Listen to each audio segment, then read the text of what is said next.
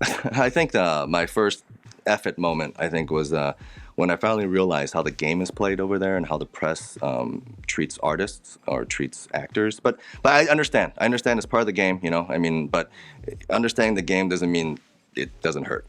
So sometimes press in Hong Kong isn't very kind. When I first moved over there, I was very lucky. I had different roles in movies that brought people to know who I was, but maybe not like who I was. You know, there's a difference between being known and being liked, or being popular or being known, right? There's two different things, right?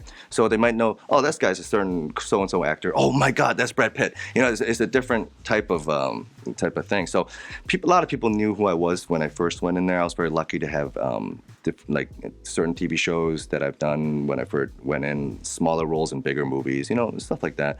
And then I was dating a girl at this time, and I don't think I ever said this, right? For the longest time, and she was a celebrity. She was doing very much better than me at that time. And then the press used to say a lot of things about me not a good match for her, all right? Maybe less of that, and maybe for my career, they would say there's a term in Chinese called ngan sing. It means like skinny star, or what that means is you're just doing pretty poorly, right? I mean, they put you in categories, you know, and I remember one day, it was after I signed to my boss, Wang, a very powerful person in the industry, and I was very happy that he saw something in me and he took me under his wing. But we're making this comedy, Lan Do Fu, Lan Do Chai. I don't remember the English name. It wasn't any action. It was just like a romantic comedy about gambling and love, something like that. But anyways, I remember on the set there was a magazine. I picked it up and it said something like that. And I showed my boss. I'm like, you know what? I shouldn't be affected by this, but you know what? I am. A little bit, you know, because you know, I guess that's what brainwashing is, right? When someone repeats something over and over again, you're like, "Am I not good enough? Do I? I mean, I work just as hard. I jump off as many buildings. I break as many bones. You know, I just not the right timing. You know, I'm trying my best." And my boss said one thing to me. He's like, "You know what? If they say you're going to be a skinny star, you're going to be become a big one for them. So they have nothing to say, man." Just, you know, he just said one word. Maybe it was in Chinese, a little more powerful when he said it than maybe if I trying to translate it at this moment. But I mean, that sentence really was my, you know, all right, fuck it. I mean, where can I go from here but up, right? So yeah, so I keep working. I worked my ass off, and in 2016 was a good year for me. 2016, I was able to produced my first movie as a producer, Undercover Punch and Gun. You guys can watch that online or buy that on yesasia.com. I don't know, man, just buy it. And then, and that movie was special because he was with my two buddies, Andy On and Vanessa Wu, who I talked about earlier, you know, for Star Runner. So first time I did that. And then also it was in 2016. We filmed everything in 2015. I did that movie, Undercover Punch and Gun, as a producer, and I filmed a TV show called Fist Within Four Walls, which really boosted my career when it came out. I didn't know at the time, and then I got casted as Bruce Lee for Birth of the Dragon. That all happened in 1 year, you know. So right after news came out that I was single, and that's another part of being in this job. It's like even before you have a chance to process your own feelings, everyone wants to know what your feelings are, which is kind of weird. Because I remember one time, me and a lot of my students come to Hong Kong to visit me.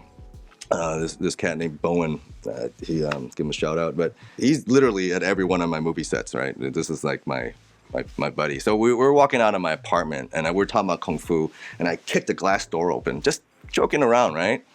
And there was paparazzi everywhere. It was right after that incident. And then they were taking pictures of me. And I'm just like, oh, you know, be careful of the traffic. You know, I'll answer what I need to answer. And they left. And I was really in a pretty good mood when I gave all my responses because I was fine.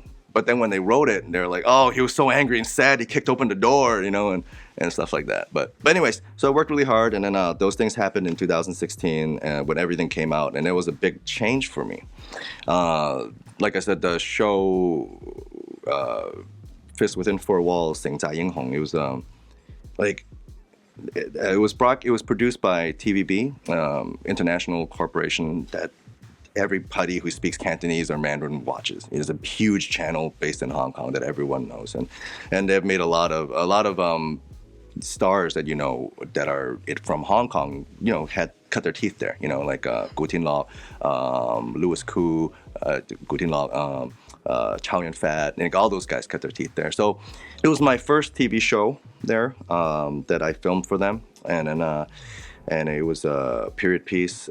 Took place in Kowloon Wall City, which is a very famous spot. If you know about that, you do some research on the Kowloon Wall City. It was a no man's land in Hong Kong during the time. The government couldn't go in there. It was like lawless part of Hong Kong.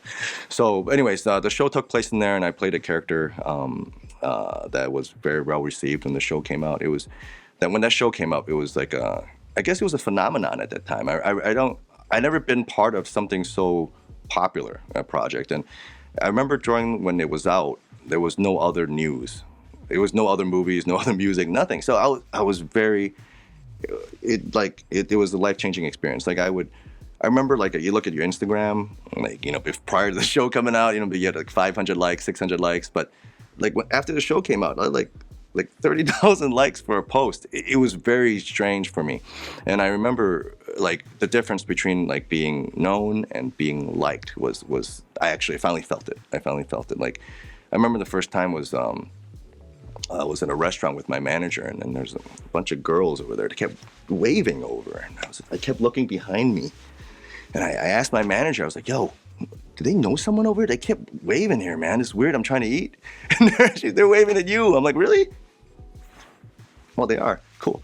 So that was it was like a sudden transition. It was like, there was this really sudden, and that was very blessed. So, but that led to other opportunities for me, which is something. What I really want to do is make good movies and make good productions, be it like internet streaming or movies in Hollywood, Hong Kong. It doesn't matter. I just want to tell good stories. I want to be able to, create characters that are memorable and enjoyable. I want to make movies that are fun to watch and people. I want to make movies where after people watch it, they feel good. And they're like, oh, oh man, that's a great action movie. And they go out and, you go have burgers afterwards or whatever. So these opportunities have led me to be able to produce more of my own stuff, and which is the direction that I want to get into. So, that's what I'm doing now.